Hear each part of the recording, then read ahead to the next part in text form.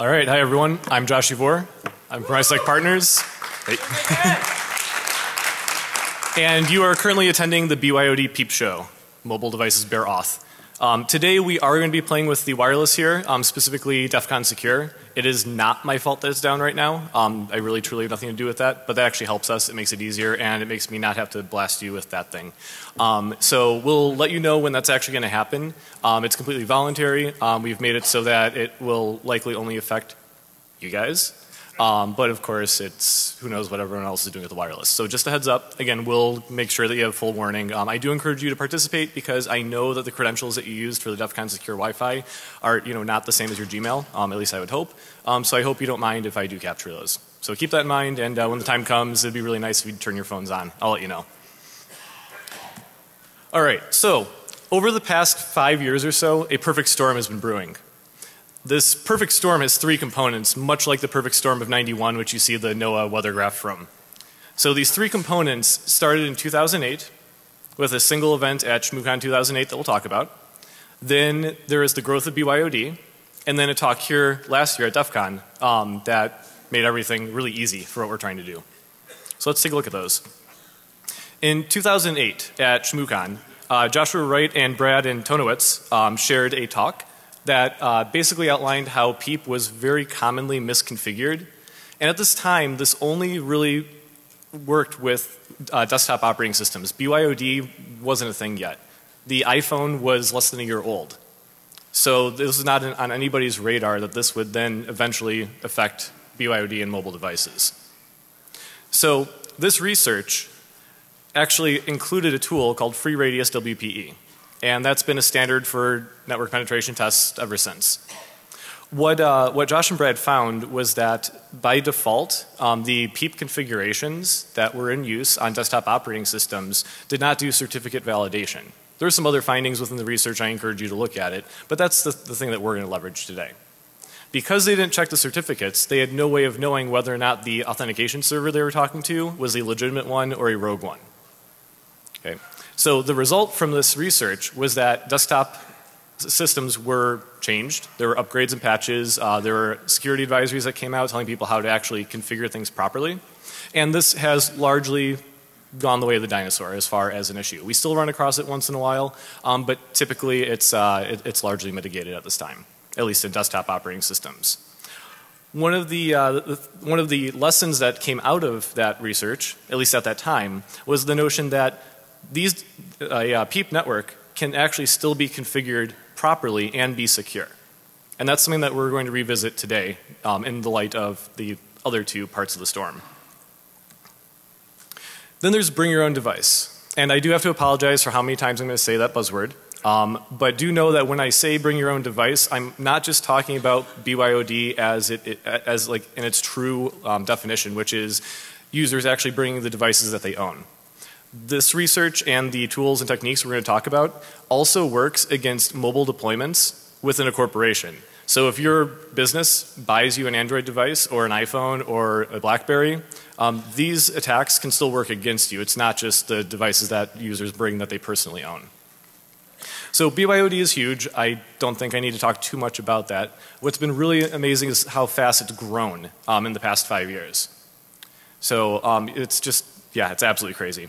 It's grown so fast that metrics that are reliable are really difficult to find. So the best I can give you is that anywhere between 60 and 85% of companies support BYOD in some shape or form. Whether or not that means, oh hey, we give you an open Wi-Fi or we set up WPA2 Enterprise with PEAP, it's hard to tell, and there are no real hard numbers that we can give you. There's also the issue where we don't really know what the definition of BYOD is when we're trying to collect metrics.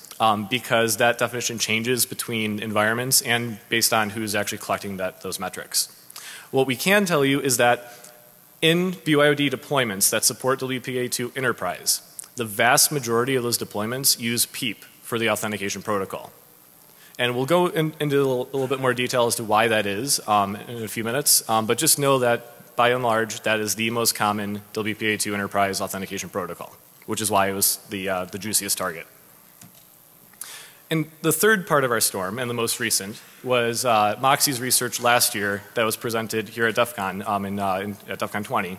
and his associated product called Cloudcracker. So Cloudcracker, for those of you who might not have heard about this or weren't here last year, is a commercial service that's available now. And through Moxie's research, where he was able to reduce the strength of MS Chat v2 challenge and responses, he was actually able to work with some other guys to come up with some heavy-duty computing systems that are available online now that guarantee that they can crack an MS Chat v2 credential challenge and response in 24 hours or less for $100. And so if you think about the companies that tend to use BYOD deployments, they tend to have a lot of users. That'd be a network that I'd really like to get on. So $100 is really not that much money when we're talking about a type of credential that will get me on a network. While we're talking about that credential, it's important to know that it's not just some random username and password that that person is using just for logging onto the network.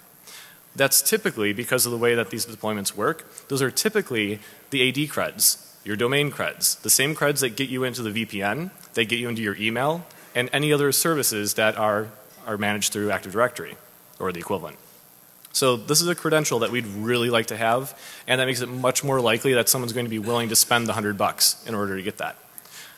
Also, don't forget that if it's a weak password, you can also crack it locally. All right.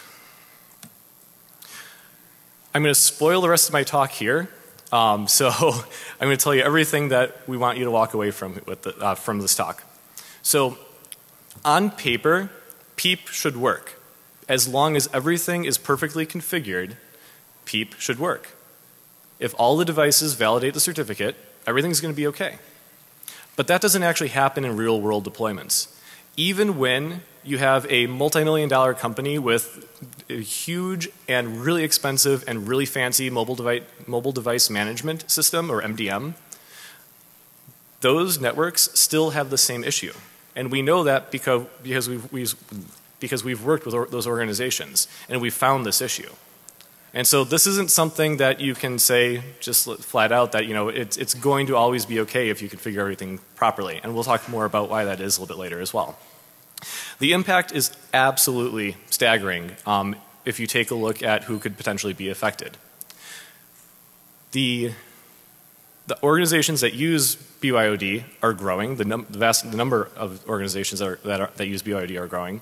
And over the next few years, it's expected that we're going to get closer and closer to 80–90% acceptance. And that means that by default, we're going to see the use of WPA2 Enterprise increase as security becomes more of a concern with mobile devices and as mobile devices need more access to internal network assets. And that's something that we're seeing with the development of more mobile applications that integrate with more what used to be traditionally only internal or non-mobile internal assets and services. If you support one of these networks, first of all, I did come prepared. I have 2 motion sickness bags for you if you need to come up and get one. So they're right here.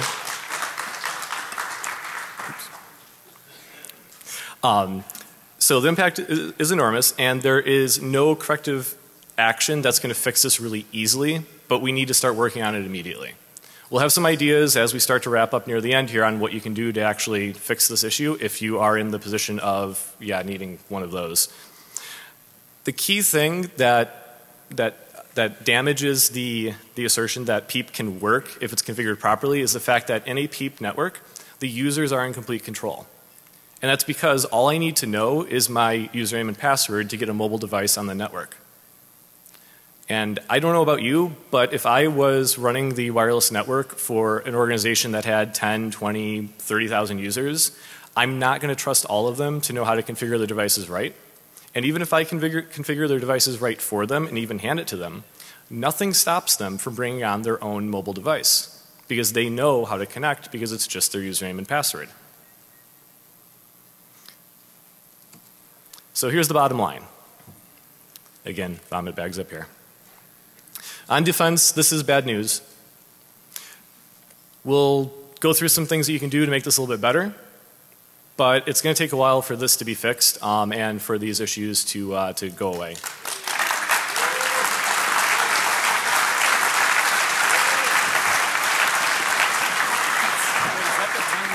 Oh no. Fucking A, right, Lefroy. Now that is rocking. Classic.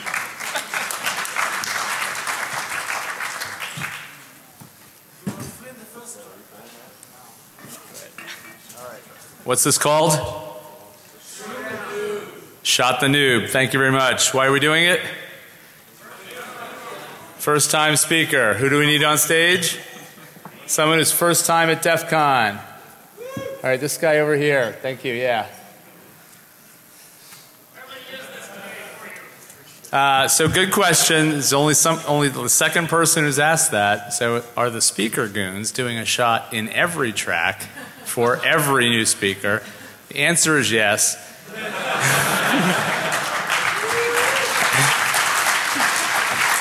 How many is that during this DEFCON? We have way freaking lost count. There is no chance we know that number. Think about it this way. Wait, we're almost ready. It's 4 to 6 an hour since 10 a.m. every day. Right. We're here for you. Right. All right, to our new speaker and our new attendee.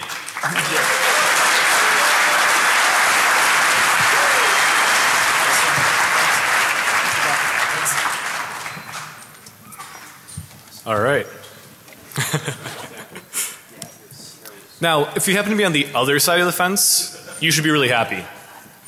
And I know at DEFCON this is an appropriate crowd to share both of those images. The barrier to entry to gain local access to a wireless network has been drastically lowered, and remote access to services that use the Active Directory domain or credentials that are exposed to the internet is also reduced. And you don't really need that much equipment to do that. Now, there are some people who disagree, and this dates back to right after Moxie's talk last year. And some of the things that you'll find, and there's lots of follow-up after Moxie's talk last year, mainly about the VPN issue, but also about WPA2 Enterprise with PEAP. There's a lot of response from technical writers and people interested in security. And some of it is absolutely right, but some of it I tend to disagree with it as well. So, like I said earlier, it is completely true that a perfectly configured PEAP deployment is going to be just fine. But that never happens in reality. And so what we're going to see is that we're going to rely on the same people who did the same follow-up last year after Moxie to hopefully help come up with better like deployment guides and configuration guides because we typically still see these issues in pen tests with mobile devices where some features that exist within mobile platforms aren't being used. A good example that comes to mind is iOS profiles that can be installed on phones. It makes it really easy to deploy things. Deploy configurations including WPA2 enterprise configurations. So that's one of the things that we're going to rely on the people who a year ago were saying this isn't a problem to then turn around and say hopefully, well okay, this is a problem, let's figure out some more solutions on how to fix it easier. So let's talk about some of the risks. These are broad generalizations just to kind of give you a decent overview. Of course it drastically differs in site to site and organization to organization. But typically we find that individual users, the chances of you being targeted and the chances of you really caring that much if your work email is compromised, you know, at some point, especially if it's a device that your employer handed to you, you can fairly say, hey, that's not my problem. I didn't configure it. So the user experience varies. And in the type of attack that we're going to talk about in a few minutes, you'll kind of see why that is. Of course, there are certain attack methodologies you could use to try to target really high profile users.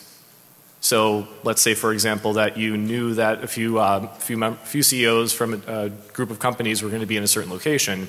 The attack that we're going to demonstrate and talk about shortly will be a lot easier and a lot more impactful. The smaller the organization, and I'm talking about smaller both in size and in IT resources, will also tend to have a it's smaller in numbers of people, not resources. Smaller number of people will likely have lower risk. And that's primarily because you have fewer devices that you need to actually configure. If you're a mom and pop shop that uses WPA2 Enterprise with PEAP, well first kudos to you for configuring that on your own. But you probably have your hands on every single one of those devices every day and probably make physical contact with every single person that carries one of those devices. So it's probably going to be pretty easy to manage.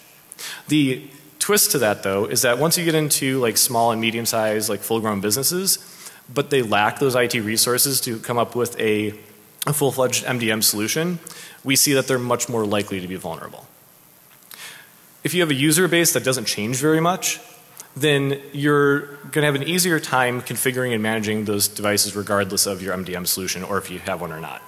Of course, the higher risks are to the internal network assets that exist within the network that can then be compromised with those credentials. Large organizations with more users, of course, have more users that are likely to have misconfigurations. And I'll share some metrics from my testing experience a little bit later. And of course, the more phones and devices you have coming in and out, the more likely you are to make mistakes.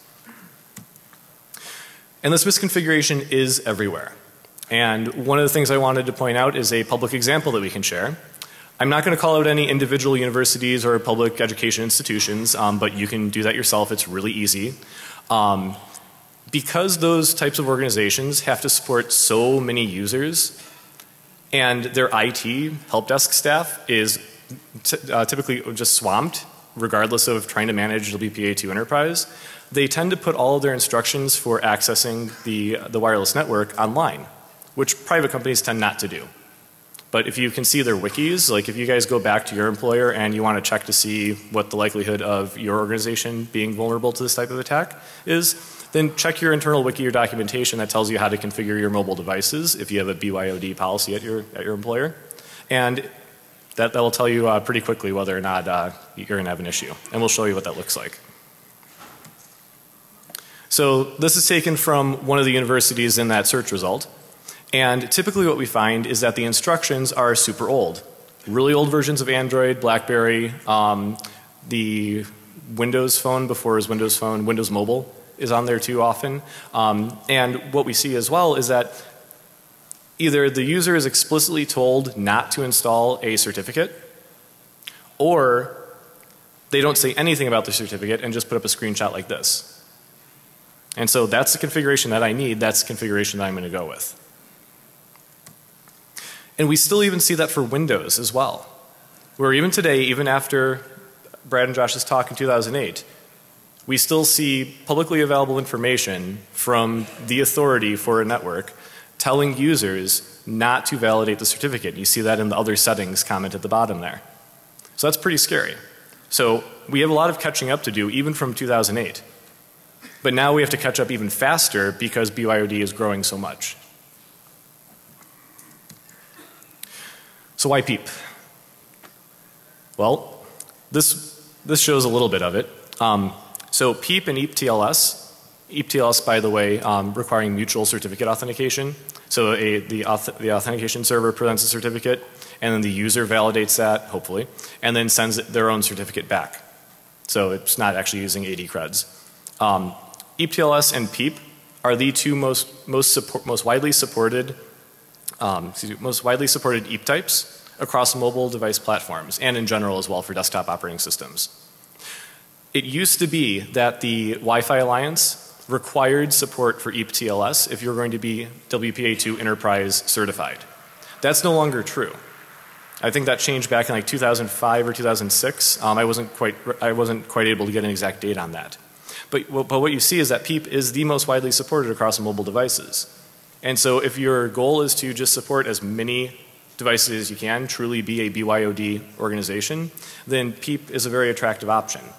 It's also much easier to configure. Because I don't know about you, but I know that like my mom doesn't know how to actually download and install a client certificate. I mean it's hard enough trying to tell her how to find a PDF that she downloaded on her mobile operating system. That can be pretty tricky. And then trying to actually go ahead and manage a certificate and then get that on the device securely, especially for device platforms that don't support MDM solutions or that don't have a robust integration with them. That can be troublesome. There are many other EAP types, but the ones that you see on the screen are the ones that are supported by those devices or not. So really quick, just for a few people who might not be really familiar with WPA2 Enterprise and the difference between why we use that versus a pre-shared key like with WPA2 or open, we'll just talk about this briefly. So it's all about access control granularity. In an open network, it's open, we get that. With WPA2, you just need one shared key, a passphrase. And everybody knows it. And that's great for like your family network and what you go home to.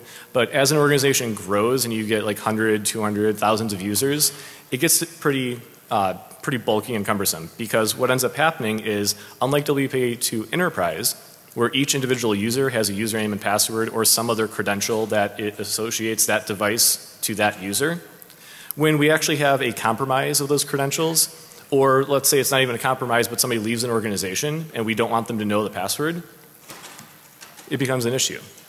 Because in WPA2, what you have to do is actually change the password of the Wi-Fi network and then change that setting on every single one of your wireless devices. And that does not scale well. And that's why WPA2 Enterprise is used so widely in large organizations. Because at that point, all you have to do is lock a single account and you're good. So let's talk about where these issues actually lie. And this will kind of build up the path to talking about the actual exploitation methods, and we'll get into those fun details. So 802.11 is pretty straightforward as far as association to the access point. What's interesting here is that there's a request for the AD username, the request for the identity. The identity is then given back. That's actually outside of directly speaking to the radius server as far as establishing a secure tunnel. So regardless of whether or not you have a rogue or a real access point, or access point displaying a rogue or real radius server, you can still get the username of the person that's trying to connect their device. That's something that we've known for a really long time. It's just fun to know. So outer authentication, and this is what was broken by Brad and Josh with free radius WPE. So that identity goes to the radius server. The radius server then sends back a certificate. The client is supposed to validate that certificate. But in order to do that, it has to have either that certificate pinned already, or it has to have a trusted root for the CA identified. And we'll get more into that later. But that establishes the secure tunnel, and then inside of that secure tunnel is where Moxie comes in. So now that secure tunnel has been established, there's an access challenge that comes from the radius server to the mobile device, and then a challenge response that goes back from the mobile device to the radius server. That's the part where if you can get a mobile device to connect to you, even with an invalid certificate, the fact that you can capture those challenging responses means that you can then reverse that using Moxie's tools and research. We're going to get into the mobile platforms and talk about how they differ, because what's really interesting in doing this research and the live testing with organizations is that none of the mobile device platforms are perfect. Some are better in some areas, some are worse in some areas. It's just a really diverse set of support and features for WPA2 Enterprise. One thing I want to note here is that just remember that I'm not saying that one platform is more secure than the other overall. We're specifically just talking about WPA2 Enterprise. We're going to take a look at the four major, I guess, mobile platforms. We're going to take a look at Android, BlackBerry, iOS, and Windows Phone 8. So for Android, Android has the largest user base just in the general population worldwide. What's difficult to find metrics on is in organizations that support BYOD is how many users are using Android versus iOS. That data is not readily available at this time. But from the experience that I've had doing tests at different environments, iOS and Android from the organizations I've worked with are probably about 50-50, 60-40, somewhere in there. So Android supports the types that you see up there. What's interesting about the user interface for configuring WPA2 Enterprise is that it's reused between EAP TLS and EAP PEAP and all the other EAP types. And so that made it really easy for the developers and to some extent to the users because nothing's going to move around. But people actually tend to start to ignore the certificate configuration part if they're not explicitly told what they need to do with it. So you can see that I'm configuring my device here, following the instructions that we found on the college's website. By default, if I click on the CA certificate, there's nothing available to me. And that's both good and bad. It's good because public CAs can be used But there are some drawbacks to using public CAs for authenticating the Radius server.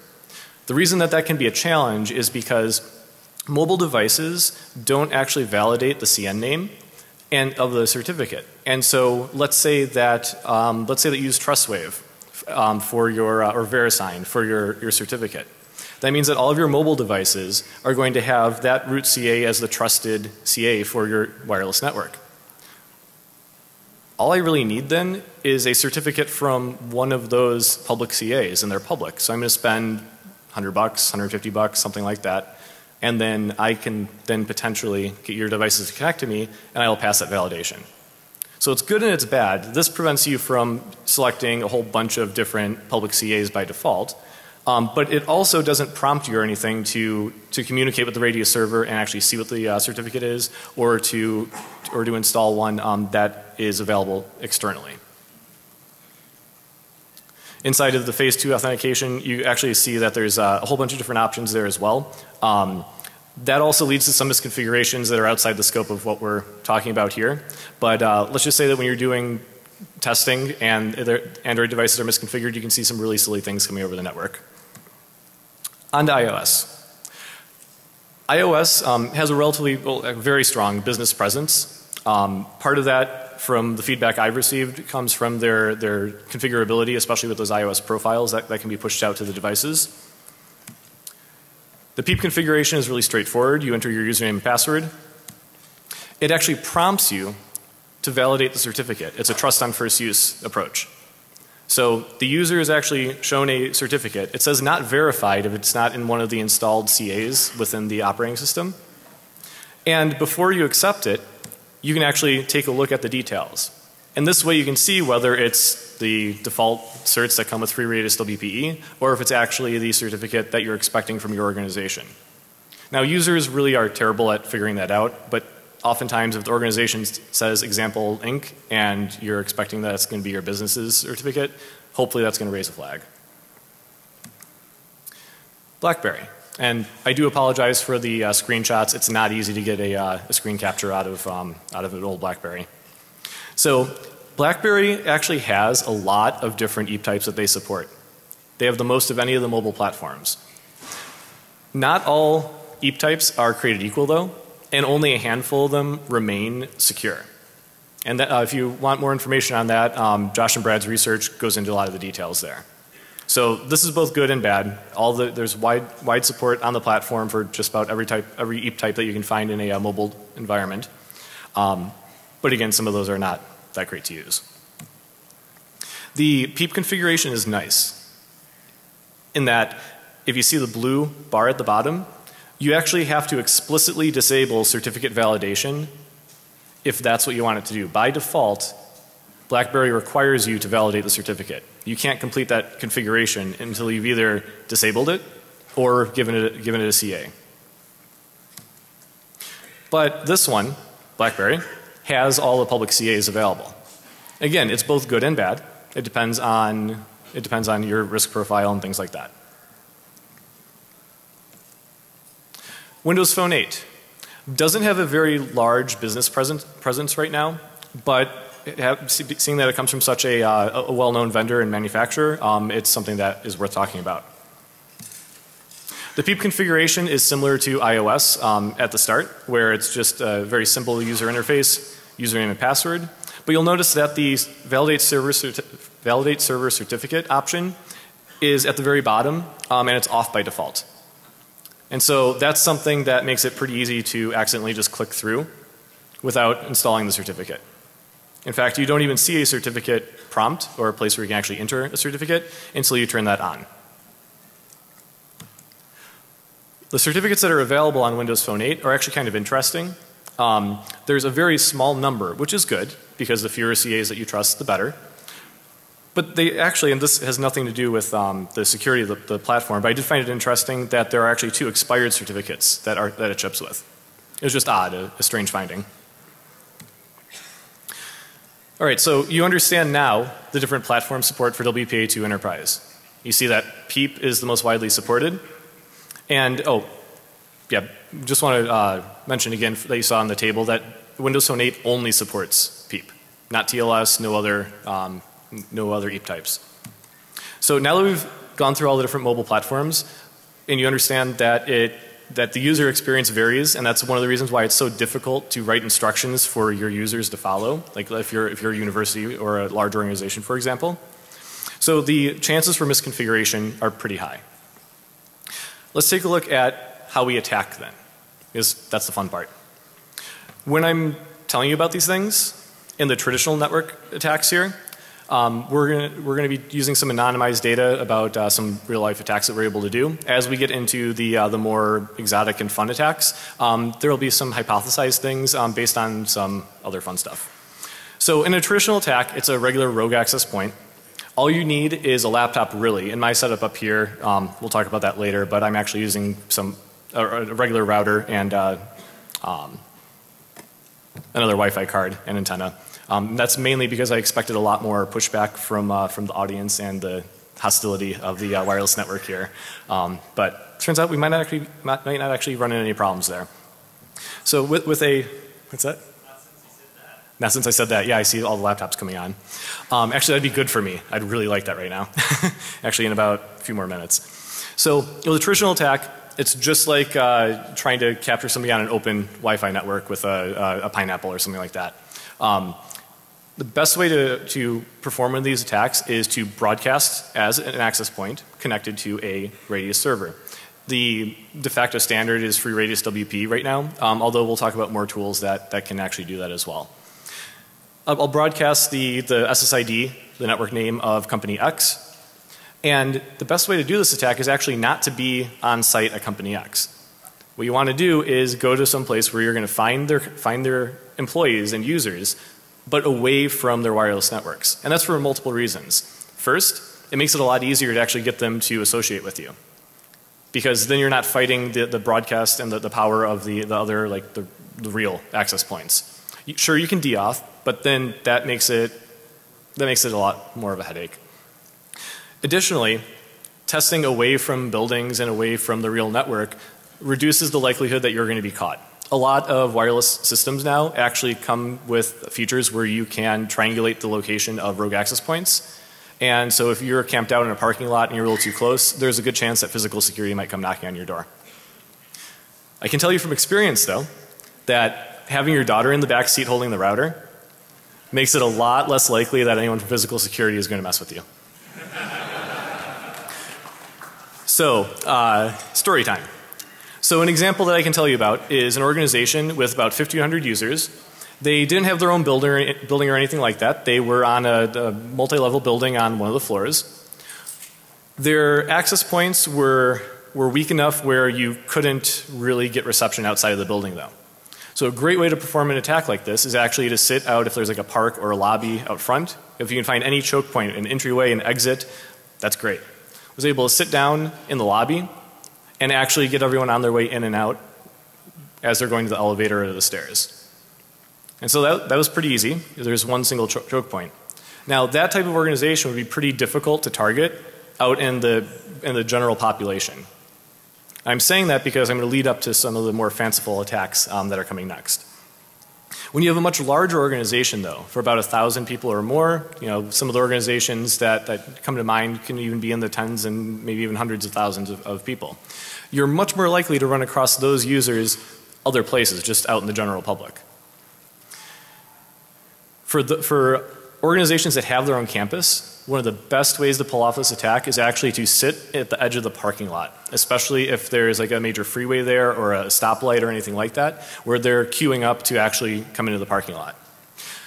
One of my favorite experiences was doing a test like this on the edge of a campus, and there was a lot of people that rode their bicycles to work.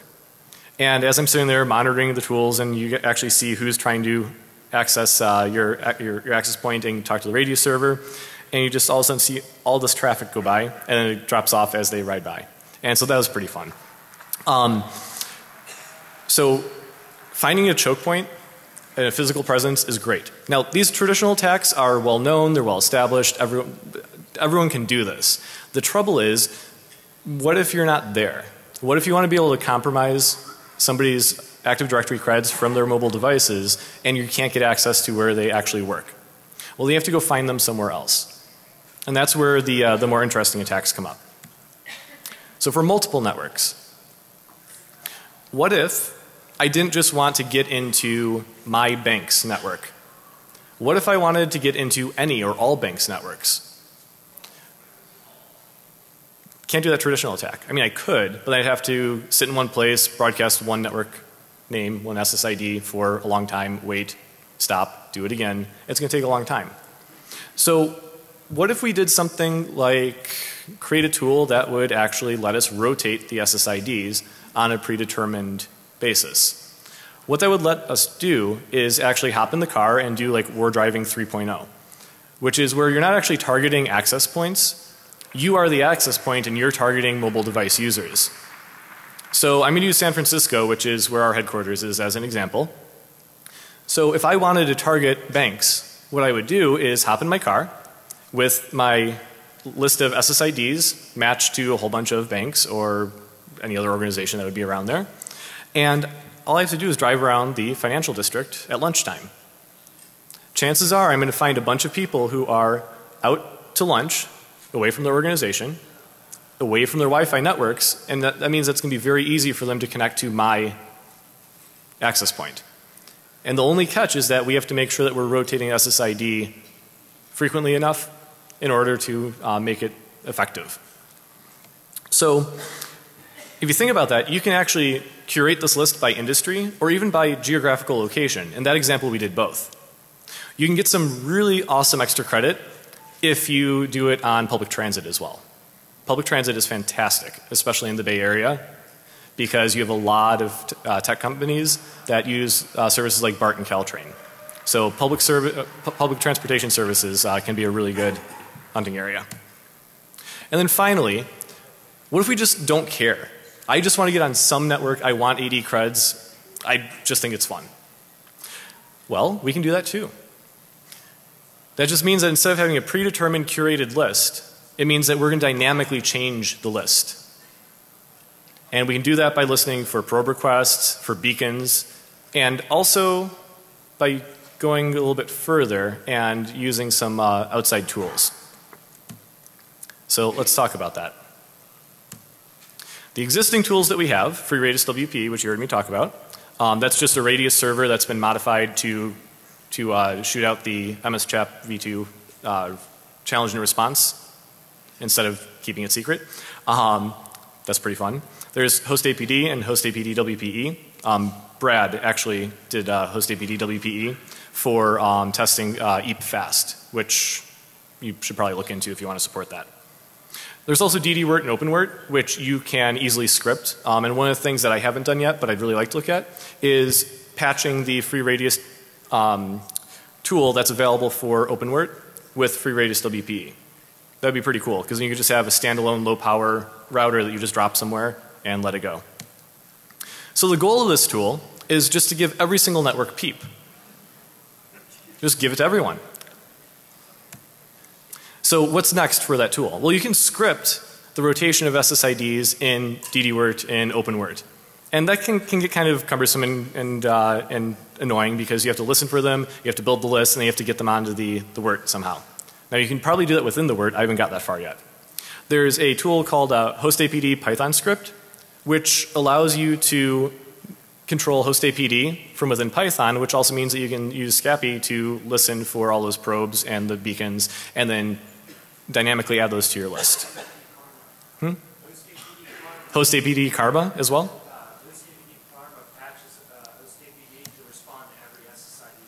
All right, that's fantastic. That just made things easier. So HostAPD Karma. All right, so getting fancy, what else could we do? We could use GPS, potentially. Haven't done that yet, but if you can give it coordinates and you can query a resource saying, hey, I want every WPA2 enterprise SSID within 10 miles of where I am, you can go anywhere in the world and potentially exploit a whole bunch of networks that you don't even know exist. And then you can just do the research and figure out where they are and what networks you got into. So the goal is eventually to get this into a single tool.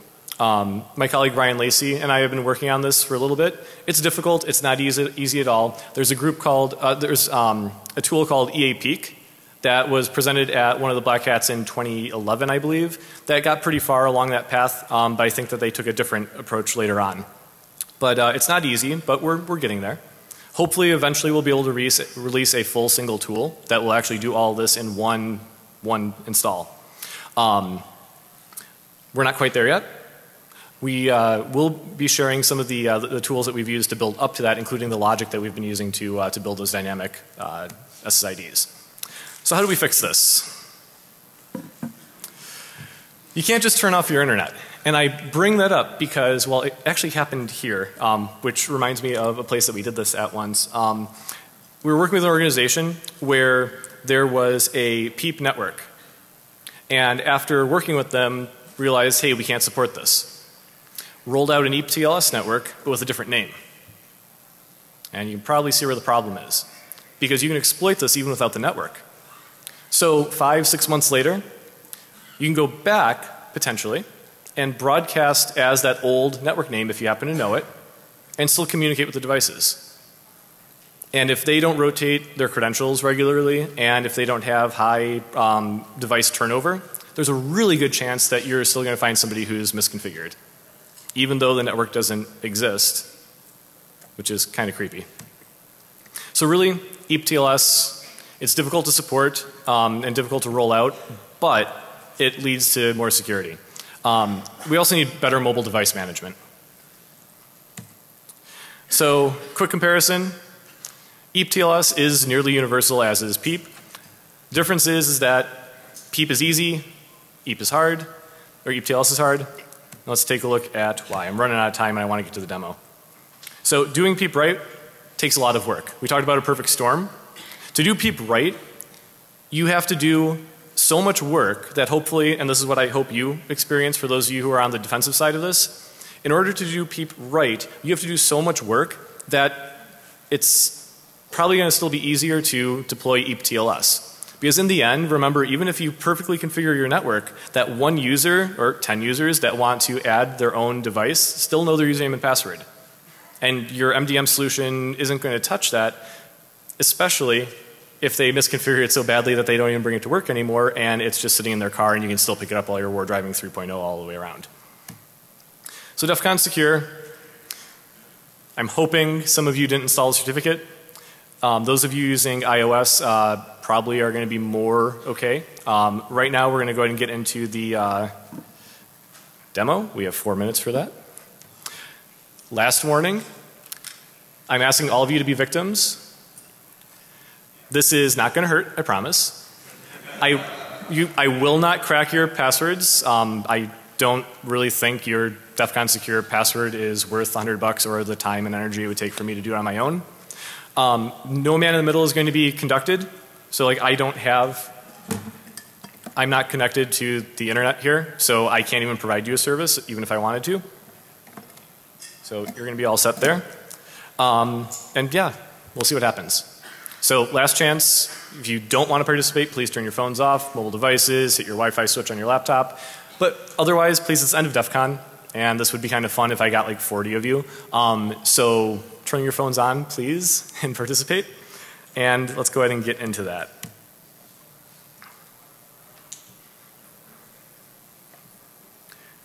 By the way, that's everyone probing for DEFCON secure right now. So this might actually work. And I was going to need a deauth, but I don't think I need to anymore.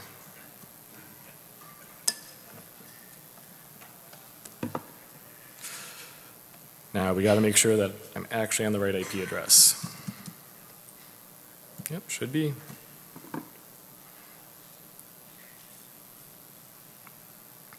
Is anyone picking up DEFCON secure now?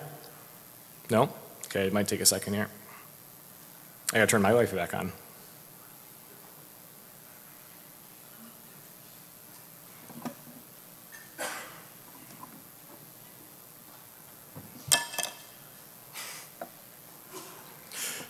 Okay, it's still booting up. Okay, should be coming up. Oh, wow, yeah, okay. Some of you are hitting it. All right, now let's see if I can show you. Not there yet.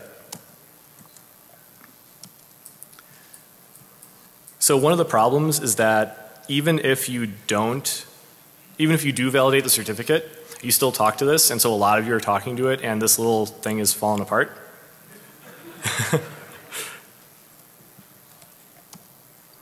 But I do have a backup example I can show you.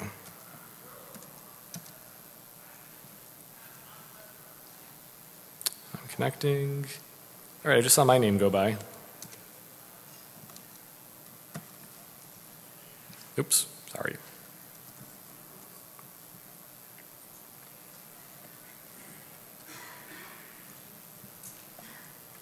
All right, so on the screen, what you see is the output every time somebody's trying to connect to me.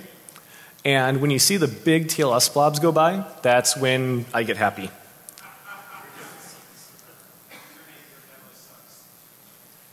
Really? That's awesome. That's a good name. You guys are validating your certificates.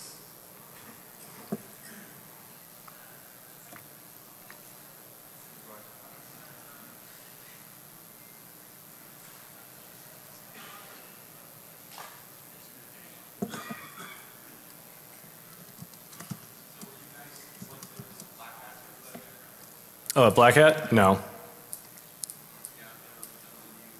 No, that was not me at black hat.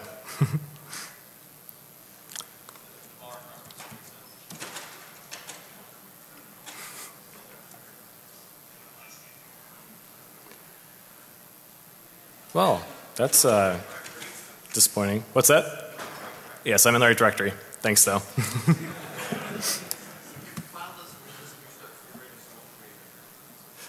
No, other way. At least in my experience. I've had it so that when the log is there, it actually won't update the current log. All right, well, I'm running out of time, so what I'm going to do is I'm going to leave this on for another couple seconds, maybe a minute or two, and hopefully get some more. We see all the EAP traffic going by, and I can tell you like the name that we saw. Oh, wow, somebody had strong feelings about Black Hat.